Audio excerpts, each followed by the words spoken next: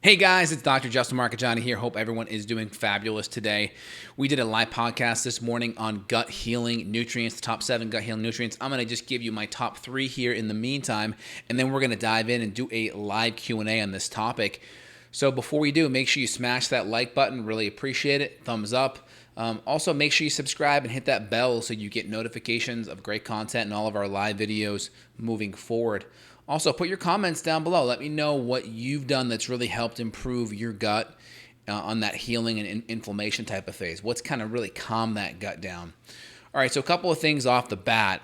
One of the major reasons why your gut gets stressed is catabolic physiology. This is where your adrenals pump out a lot of adrenaline and cortisol, and you start to break down amino acids. Now, a lot of the enterocytes in your gut, they need glutamine to actually heal, recover, and generate energy, or to create energy. And glutamine is one of these amino acids that gets broken down when you're stressed. There's actually been studies out there where people do long distance aerobic exercise or cardio, and they can actually increase gut permeability. You can create a leaky gut from excess cardio and aerobic exercise because your physiology shifts into that catabolic state. You make more cortisol and adrenaline, too much, and you start breaking down those amino acids, and then there's not enough building blocks to help prepare the gut lining. Therefore, it's more permeable and more inflammation and potential autoimmunity from that. So glutamine is one of these very important, powerful nutrients that provides the amino acids for that fuel source and building blocks to build those enterocytes back up. Second will be zinc. There's studies on zinc showing them to be very helpful, especially zinc carnosine, at regenerating that gut permeability, especially exercise-induced gut permeability. So zinc is excellent. In my GI Restore formula, I have all of these in there. So we're going to have the zinc carnosine in there. We'll do 10 to 20 milligrams a day.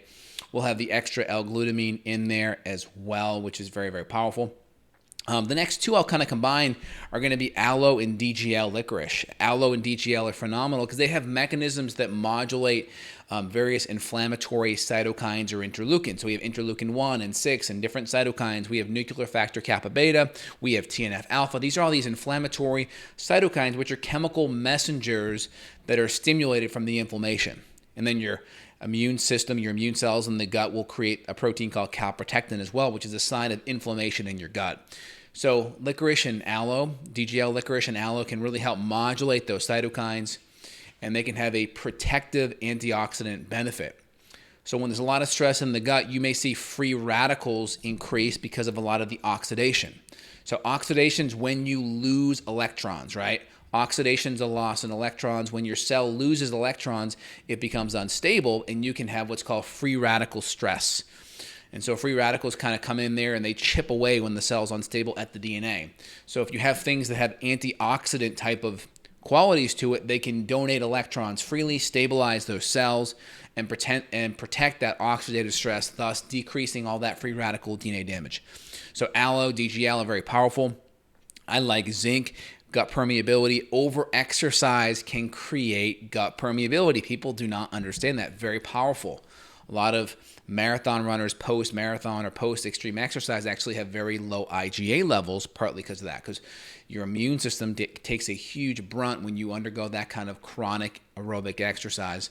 And the first one I mentioned was the glutamine, which is a very powerful fuel source, and that chronic catabolic physiology can really affect your gut too. People think of it, it affects your body and your muscles. They forget the cells in your gut as well. So I just wanted to highlight there. Hope you guys appreciated that information. We'll put a link down here below from today's podcast. You guys can take a look at it and review the top 7 where we go a little bit more into depth, have a lot more of a longer conversation on the topic.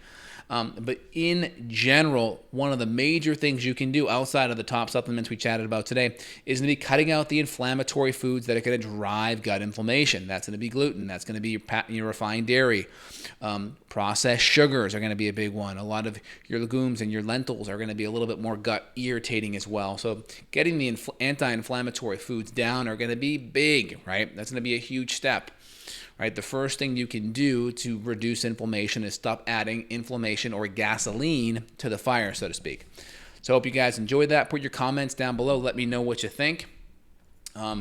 Anytime you have gut inflammation, you're going to have gut permeability. Anytime the gut's more permeable, you're going to drive your immune system to be overstimulated, right? Undigested food particles go from the gut into the bloodstream, and now your immune system is starting to over-respond to these proteins, and that can create autoimmunity. It can create increased food allergens. It can create more environmental allergens, etc.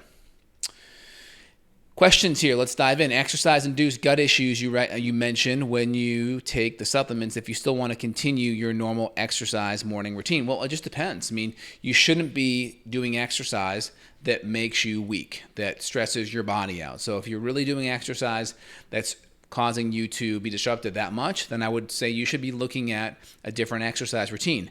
Now, if you're a professional and you're just really addicted to these type of exercise routines, right, a lot of the chronic cardio stuff, triathlon stuff, well, you really need to be doing a lot more of these extra nutrients, maybe in a smoothie or a shake ahead of time, and make sure you're getting a lot of rest and you really have good digestion and you're getting a lot of good amino acids and fats to help provide the building blocks to repair and recover. Do you have a link to the preferred oral glutathione one can take? I don't have a link, but if you email my office@justinhealth.com, we recommend a liposomal reduced version that works awesome. Email the office, we can help you out. For staph infections, what to apply on them? So for a staph skin infection, just depends. So you could do, just trying to think here, for a staph skin infection, there's some colloidal silver gel that can be used. There's a product called Mother of All Creams. If you go to justinhealth.com/shop and click on Just in Health approved products, I have a couple of creams there that I like that work really well on for topical stuff. Will gut problems deplete your B1 or B8 inositol? Can this cause anxiety? Well, yeah, if you have gut issues, it can definitely affect a lot of your B vitamins for sure. It can also affect you absorbing your amino acids, which make your neurotransmitters, serotonin, dopamine. That could easily cause anxiety. Also, I'd say your fatty acids are really important. Your cholesterol, these are all building blocks for your hormones. So anytime you have building block nutrient issues, they can express themselves in mood and energy and cognitive and anxiety because you need these nutrients to make your brain chemicals. If you have a deficit, a bottleneck in those nutrients getting there, yeah, the physiology is not going to be able to express itself optimally, and that means symptoms, right? It doesn't mean a deficiency in Prozac or Adderall or Ritalin or an SSRI or an SNRI medication, right? Those things may be okay for a stopgap measure to fix the underlying issue, but they're not meant to be on long term because you're just robbing Peter to pay Paul, right? You're not fixing the issue, and you're just trying to manage the symptoms. Typically, side effects occur over time, and you need more of the medication because symptoms get worse over time, and the medication loses its benefit or effect. So you end up jumping from medication to medication, or you need to raise the dose. So in general, guys, gut's going to be a big one. Food's going to be a big one. And then getting a lot of the healing nutrients on board to kind of stabilize the gut's going to be very important. So if you guys enjoy this content, put your comments down below. Glad that you're engaging in it. Take a look at the podcast that we did this morning.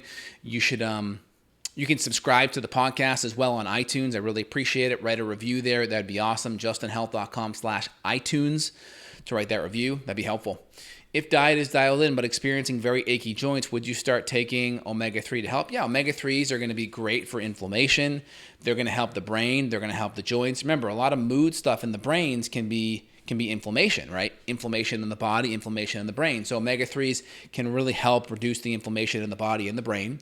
I'd also be leaning into a lot more collagen. So my True Collagen is a great option to provide a lot of the cartilaginous building blocks that you typically don't get in your foods unless you're doing lots of soups and broths from bone, right?